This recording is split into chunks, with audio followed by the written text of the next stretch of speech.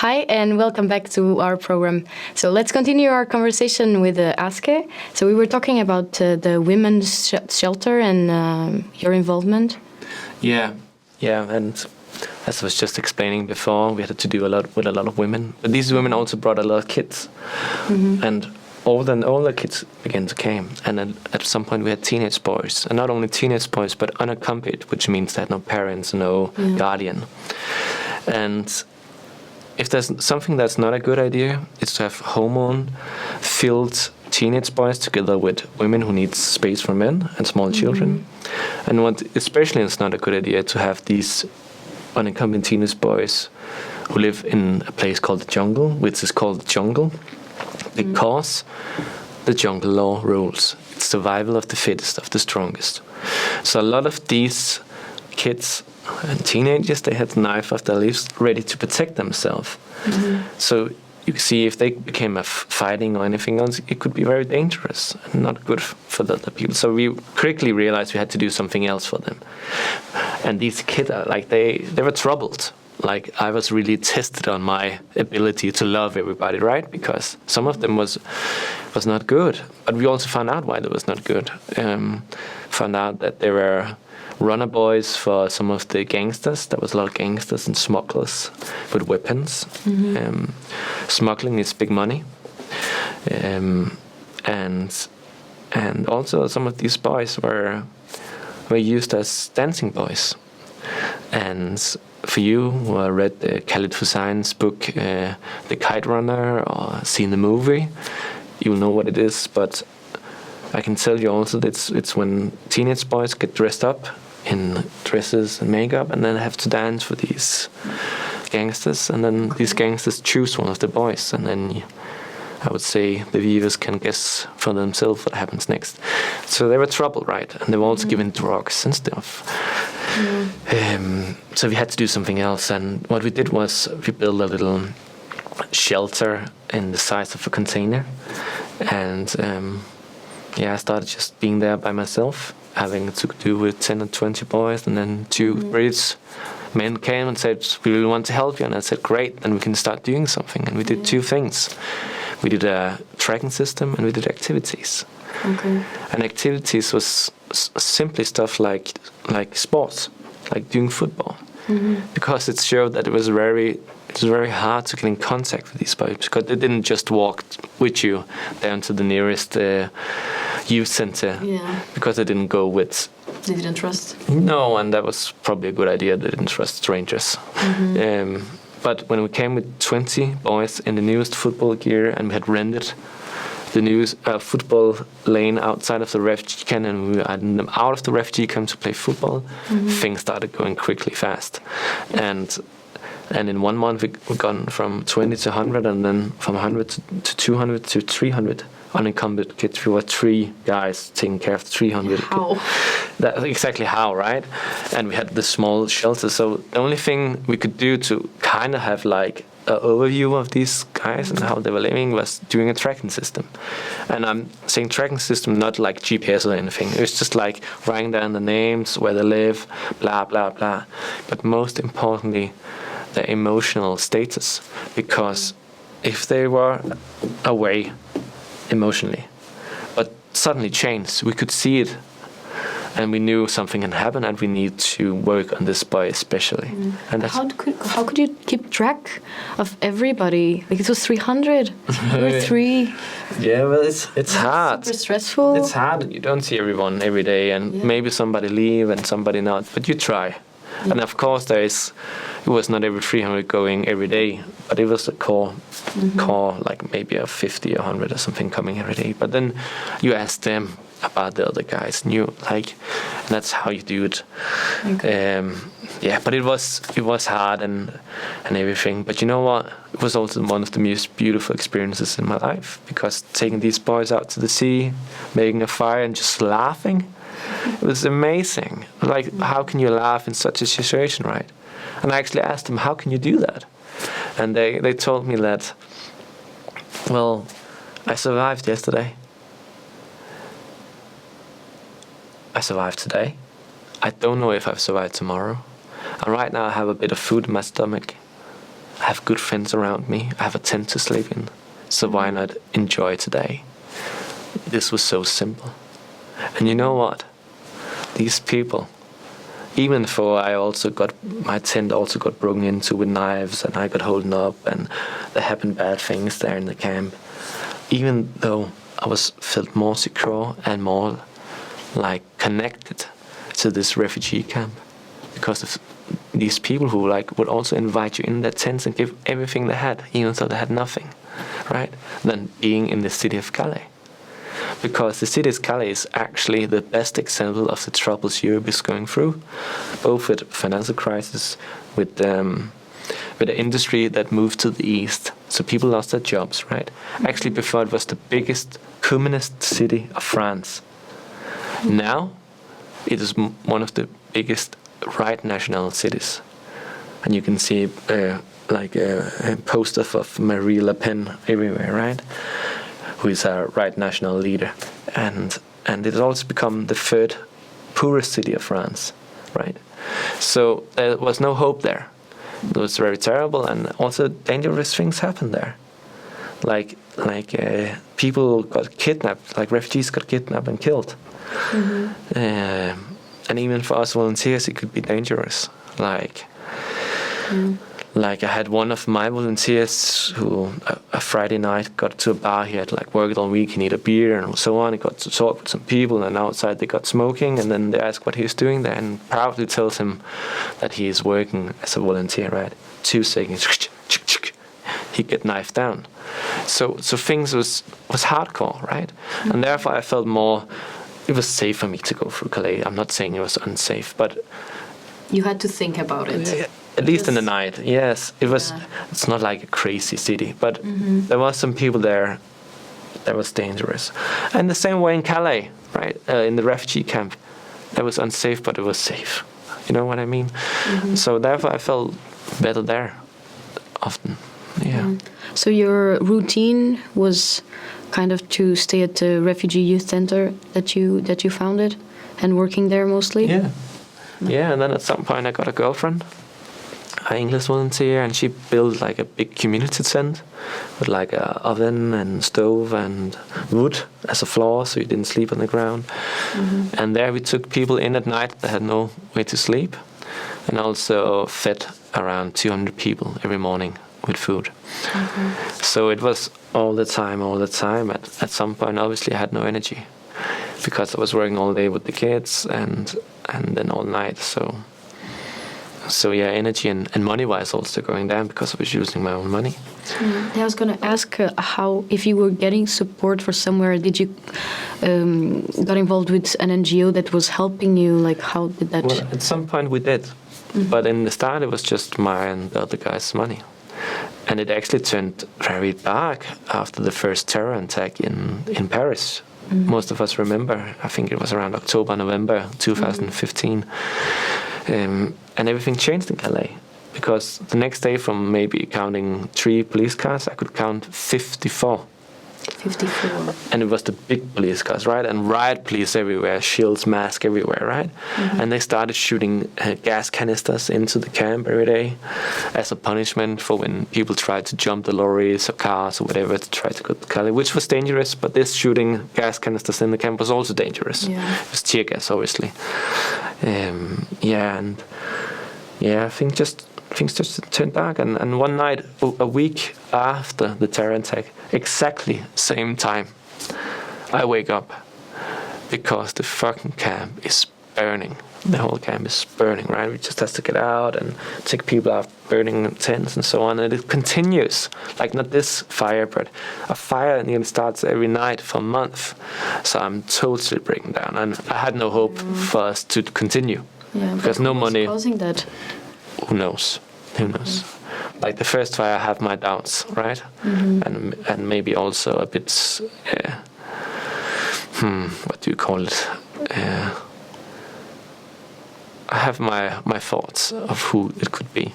But also it could just be gas canisters being so hot that the plastic burns, and plastic burns very fast. Could be candlelight, whatever, right? But it started regularly. So I had no energy, no money. not enough space. But then when hope turns very dark, most often there's always someone trying to give you a hand. And it's not always you can see it, but I would recommend everybody to always take it.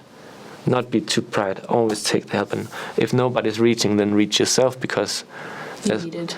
Yeah, and we need each other. That's also one thing I learned in camp. Like, there was one of the refugees telling me about his travels from Sudan to Europe, about how being slaves in Libya, being over the border, and people throwing each other over the boats and everything.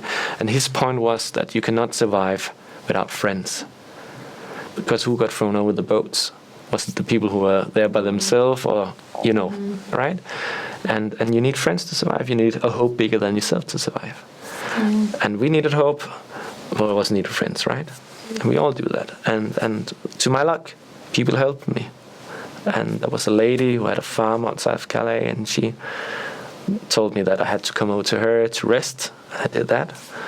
There was 2 ladies from Save the Children, the organization. They were not allowed into the camp because it was not UN. It was not a UN camp, but they either way got in like as spies, and they saw we were doing the work they were supposed to do.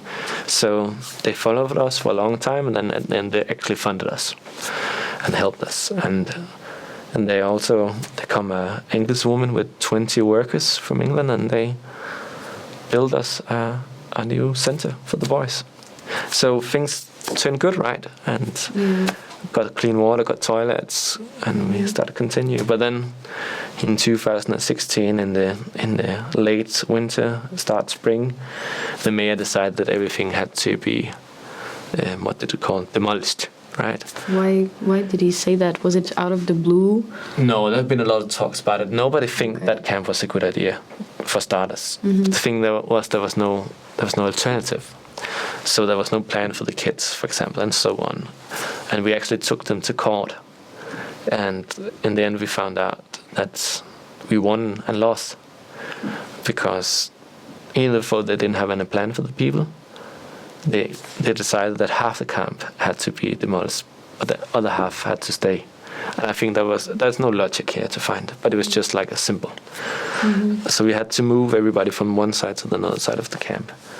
And it was crazy. Fire started again, and just moving these tents and things on the shoulders, and from other place to other place. And at this time there was around 7,000 to 8,000 people in the camp. So it was a small city. So it was kind of the double from when you got there. Yeah. Damn, 1 year. Yeah. And then when that ended and half the camp was demolished, I decided it was my time to stop. Right, I've been there, I think, around 8-9 months.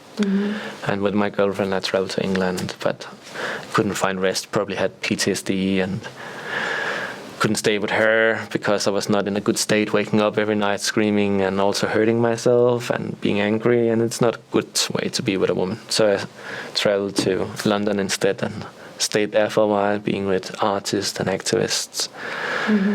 Partied, took a lot of drugs, but also found out that I needed love, I needed hope. That was what I learned in the refugee camp, right? And I'd just been in the right environment for chaos that you didn't need to find it here. So I need to change my environment, and I started traveling again. Went to Spain and Morocco, but then got a call, you have to come back to Calais because they're demolishing everything now. And I came back. At that point there was nearly 10,000 people, mostly from Africa, because the EU had done a deal with Turkey, gave them 45 billion kronas, and they stopped the refugees from coming, right? And the whole camp got demolished. And so you were there, you saw when it happened? Yeah. How was that? In some way or another, it's gonna sound terrible, but in some way or another it was also good to see it, because for me it was like a ending. It never ended for me before it got away. But also it was crazy, like people were, the way they decided if people were underage or not was just like looking at them for 2 seconds and saying, kid, no kid, right? And they had big influence on how their the further case was being taken. Like, do they have a chance of going to England to family or whatever, or are they going to asylum centers or whatever, right? So it was crazy times. But yeah, they ended. Yeah. And from all your experiences and what you live there, how important do you think a purpose is? Because I believe you talk about this in your TED Talk. I do. I think like on a philosophical and probably also spiritual level, life has no purpose or meaning, right? And this can sound very terrible or whatever, but it doesn't. It doesn't. It's just life. It's just creative. It's just chaos. It's just order. It's just whatever, right? It's just a dance. But to survive, if you're in a survival state, you need to find some way of purpose, because otherwise, how can you go through this pain, right? If you have not disconnected yourself from this pain. And I just saw the people who survived were the people who had a purpose, and the people who lost the purpose were the people who died. It was so simple. And I'm not the only one who has seen this. Also people who are in the, not to put them equally, but in the World War II, there's psychiatrists who went through concentration camps who talk about the same. You need a purpose, because otherwise you die. And for some reason or another, the mental state of purpose and a stoic way of seeing life can actually put you through a lot of struggles when you survive. And this purpose, I would say, is my experience, has to be bigger than yourself. It cannot just be, it can be, but most often it cannot just be you having success or whatever. It's like, if I do this, like my family or my whole community will feel better or whatever, survive better. Because then if you struggle with yourself and your self-doubt, if your purpose is only yourself, then your purpose crumbled, right? But if it's the other people, it's not about you anymore. And then you can continue. So I think it's very much important. But for this purpose to succeed, you need friends. Yeah. And back to the same. It does though. It does though. And then again, this with purpose and friends have to be real. You have to have integrity. So in my talk, I always ask people, like, have you found your purpose? Or if not, have you taken the time? Who's your friends who can help you? And most important of all, have you found integrity inside of yourself? So your friends, it's real friends, it's not fake friends, right? And your purpose is not real. It's important. And I think so. I think that's what I learned most of all from these people again. And I think that can be taken into consideration also for us who live in safe places, because I think a lot of people in Scandinavia live in a state of stress, which is a kind of like a mental survival instinct, right? It's not physical, but it's definitely mental. I think a lot of, at least Danish people, and probably all over the world, stressing a lot, even though they have enough food or water or whatever, right? And I'm not saying that it's not for a reason they're stressing or having a depressive state of mind or whatever, but I think to get over this, you need to find the purpose, you need to find your friends and integrity. And then you can start living, because we actually have that opportunity to live and not just surviving. And I think we should take this opportunity. Yeah, beautiful thought. So what did you do after you left Calais? So immediately I actually went home, and I went home to my parents because I didn't have money. I actually had minus on my account, so I had no places to go. So I just had to go back, and I lived in my parents' basement and everything I've run away from, because also I run away from the things we just talked about, like stress, depression. They was just waiting for me. And yeah, I had to start over again. I had no education, I had no things. I had given it all away, right? So I had to start from scratch. And I had a difficult time finding a hope for myself, and I still had trouble sleeping. But then I thought to myself, I did a lot of drawings and things in the refugee camps. Maybe I can do an exhibition about that. Maybe I can tell the story of what I experienced, right? And I got friends to help me, and I did an exhibition in my parents' city of Odense, in Funen in Denmark, and yeah, I was lucky because there came around 500 people and radio hosts and TV hosts, and suddenly I was telling my story, and that just like rolled. So suddenly I had an uncle who was in Danish called højskole. Direct translated means high school, but it's not high school as a gymnasium. It's just like kind of like a border school for 1 year you can take, right? And he kind of said, can you do a talk at my school? And then I started doing talks around Denmark. And an artist called Jens Galschiøt was probably in North Europe the biggest activist, not artist, but biggest activist artist in North Europe. He kind of said to me that I could stay at his place for free. Ah, so he came to you. Well, I went to an exhibition of his, and we got in talk, and he said, you can stay here, right? And then, so cool. Yeah, it's very cool. And then a lot of people actually go through his workshops, but I became an apprentice of his and worked for free in the end, it accumulated to nearly 2 years, I think. And then, worked a lot there. And I would just worked a lot, like 80, 100 hours a week, because I couldn't sleep either way, so I just worked on his thing on my own. Yeah. What were you working on? Sculptures and art, and I did actually, in the start, I did the Harbour Monument here in Aarhus with a lot of workers with the sacks on. I think there's like 6 or 7 workers down at Dokken, and I like bronze sculptures down there. I did that for him, and I did my own projects as well, all over the world actually, for him. Yeah, but working so much, I was also burning, right? And I figured out that when you burn, you don't only burn yourself, you also burn other people, and especially those close to you, right? And I got very sad.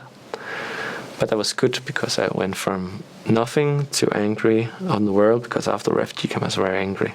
And I went to like being sad. It was good, getting connected to your feelings. And then I actually traveled to Mexico because there was some Mexican artists who said, come over here. And you went. And I went, and it was good for me. And in the end, I ended up with some shamans who kind of like, in the end, told me that I had to forgive myself, I had to forgive my parents and my past.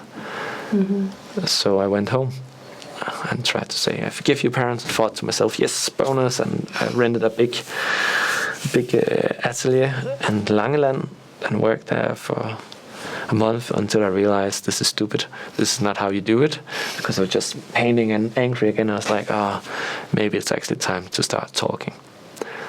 And so I just burned all my art.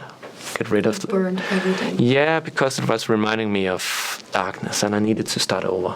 Okay. And I actually got a break of like nearly 2 years of not making art, instead doing other things. And I just went home to my parents for half a year and started talking about the past and starting changing my story, kind of say like. And it was very good, very healing, but also very confrontational. I got very scared because I was actually very scared of seeing my parents in the eyes, myself in the eyes, my past in the eyes. So you're vulnerable.